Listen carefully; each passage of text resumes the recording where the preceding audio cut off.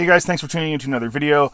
Now that we are a little further into this Ahsoka show, this last episode was pretty insane. There's a lot of crazy stuff going on. A lot of things that I think disappointed people, whether it was Merrick being nobody or whatever Lizard from Mortal Kombat or just weirdness, and then they all of a sudden out of nowhere Ahsoka falls down a cliff and should for all intents and purposes probably be dead. Maybe she is dead, nobody knows, but she's in the what appears to be the world between worlds. Dave Filoni has incorporated the world between worlds into his version of Star Wars, and he's done a lot of interviews and things of that nature to try and explain why it isn't time travel. And so after I watched this episode, I was thinking about that, and I found this clip that we'll show you a little bit later of him in an interview. So anyway, so what I did was I went and I looked at a whole bunch of his interviews. After doing that and listening to this clip that I'm going to show you in a minute here, I realized, we have a very clear position as to why the world between worlds exists and why Dave Filoni incorporated it into his Star Wars. So I'm going to give you a couple quotes here from Dave Filoni about why the world between worlds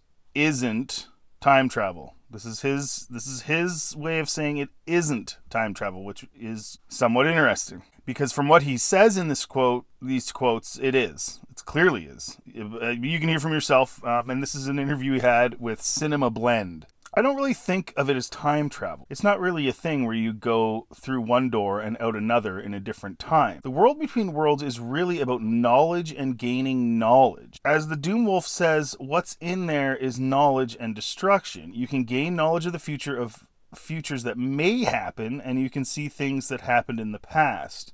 And you can at times choose to alter them, but it's perilous to do so. And when you alter something, you don't know if that's not the way it always happened. So destruction is the other half of what's in there. Okay, though that was really important. Now I'm no longer quoting now. This is me.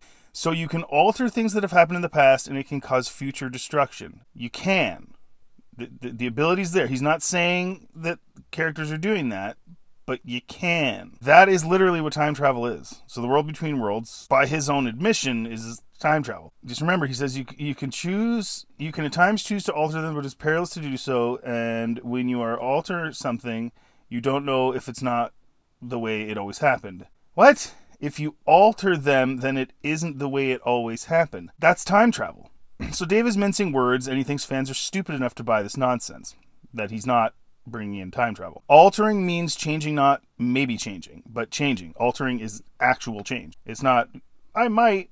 So unless he's saying Ahsoka could enter a door, run around in the shadows, and look at stuff, and then leave, and it wouldn't change anything. Okay, that's the angle he's coming at. Well, that would be a pretty boring show, right? If she just went through a doorway and saw Anakin doing something and then left or whatever. But the second problem there is her bringing back that knowledge does change the future, because she would behave and make decisions differently than she would before, ergo time travel. So Dave thinks you're dumb. So if she goes back in time or whatever, goes and sees something from the past, even if she doesn't alter it, it could change her perception of her present and therefore change the decisions that she would have previously made, altering the future, i.e. time travel.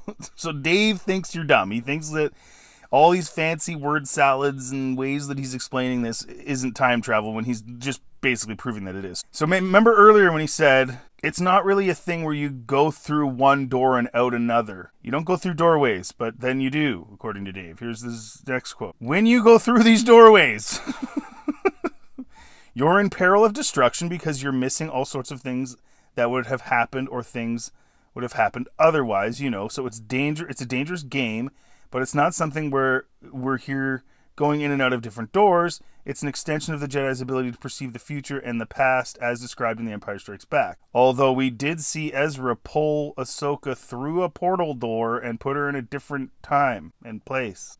Dave, you literally put that in the show, man. You can't come back now and say that's something else. That's what it is. Okay, so now he's saying, I think, in a weird way, that you miss stuff happening in where you would normally be in the timeline as time passes. Or, wait for it, time travel. And the Jedi's ability to perceive the past certainly doesn't mean being there physically and or altering it and missing time where they were supposed to be, ergo changing it. And perceiving the future is literally perceiving what is coming. That's the actual future, not some altered future. So he's using word salads to get you to believe this isn't literally just time travel. That's what it is. And I'm not saying that's what this Ahsoka thing is necessarily. I don't know, but it did kind of look like the World Between Worlds. It was a little different. So I don't know. Maybe he's adding now another thing. So we've got the World Between Worlds, and we've got another galaxy, and we've got some weird where everyone, like, heavenly place where they go when they die because I think she's dead. I don't know. So in 4 episodes, this guy's added, like, just a insane amount of discombobulated stuff to the Star Wars universe. Okay, so those 2 quotes came from Cinema Blend, but this next clip is where it puts a cap on his real motives for bringing in time travel, despite being too chicken to admit that that's what it is. I always have several small goals. One of the things I wanted to do was find a way to tie together all of the Star Wars films and animated series in one place so that people get this idea that this is all a connected thing, that they're not desperate from each other, that they are inclusive of each other. So one of my goals is to tie together all of the Star Wars films. So right there, he's admitting that the sequels don't tie in right. You know, no one says that the prequels don't tie into that the prequels don't tie into the original trilogy, right? Like they gripe about some of the execution, but not the way it is clearly telling a cohesive story. It is a cohesive story. There's some cringy stuff in there. There's some things I don't like, but it is telling the cohesive story of Anakin Skywalker and Padme, and you know what ended up happening, and Palpatine. And the Palpatine stuff is actually some of the better stuff. But Dave knows the sequels don't, in the eyes of fans. So that's why he has to say that. And the animated series to tie them in all in one place, he says. So basically he knows it's a mess right now. He knows that things aren't tying in. His animated stuff isn't really tying in right either to the overall storyline, the whole timeline. And so he's admitting that he needs a gimmick to tie it all together because his writing and the sequels where he was also involved don't make sense in the universe George Lucas created. He's literally saying, my goal is to tie together all of Star Wars films. Well, why do you need to tie them together? Shouldn't they already be tied together? Well, because they're not tied together. He's admitting that. The shows and the animated series and the movies. He's admitting that with that statement. So what does he do? He needs a gimmick, something to tie it all together because it doesn't work. And his idea is to use the World Between Worlds where you can just jump all over the place and he'll just have characters interacting with characters all over the timeline, I would presume. This is what this is about. This is why he created the Worlds Between Worlds. We have full clarity. And I believe that Star Wars has this grandeur to it. I believe the Force has this infinite space to it. So I started seeding in season 1 this idea of a place where there are stars. When Ezra's in the Jedi Temple and he gets his lightsaber crystal, he is in that World Between Worlds. He just doesn't know it yet because he's... And then he says he believes that Star Wars has this grandeur to it. Oh, okay, thanks, Dave. Like, good. At least we're clear that you believe one of the most profitable, successful, and culturally influential IPs has grandeur. What a weird thing to say. Like, self-absorbed thing to say. Like, we all think it has grandeur, Dave. That doesn't make you special. Like, well, I think it's a big deal. And if I think it's a big deal, it's a big deal. That's a weird thing to say. That's a very ego thing to say. Too naive, and he's not fully unlocked the next time he's there with Yoda. And Yoda obviously knows about it because Yoda's talking to him through this as some kind of conveyance where they can both exist in this place. But they probably aren't very far from where they are physically. But it doesn't have anything to do with the physical. It has to do with kind of where they believe they are and where they are mentally. So and then, this worshipful crap with the crystal is cringe. It's floating down from heaven, his crystal for his deadly weapon. It's so cringe. So he thinks he can get fans to believe that by saying they just believe they are there means it isn't time travel. Like the characters just believe they're there. Meanwhile, there are literal doors to other times and places. And we've seen that. And we've seen them be used. But there it is, guys. He needed a gimmick to find a way to make us think that what Disney Lucasfilm has done thus far fits properly with George Lucas Star Wars because they know they've screwed it up. Admittedly so.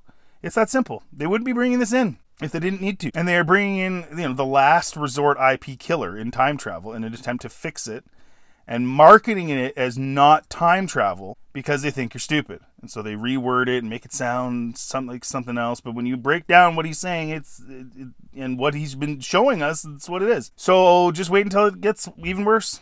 It's going to get even worse, guys. The continuity, timeline, screw-ups. You think the continuity has a huge problem now? And as has since Disney took over, wait a few years. This is the last throw by what is becoming a washed-up IP to try and bring back some semblance of its former self. And it's a dumb move, and I can't believe they're doing it. I don't know why they put it in Rebels. That was stupid.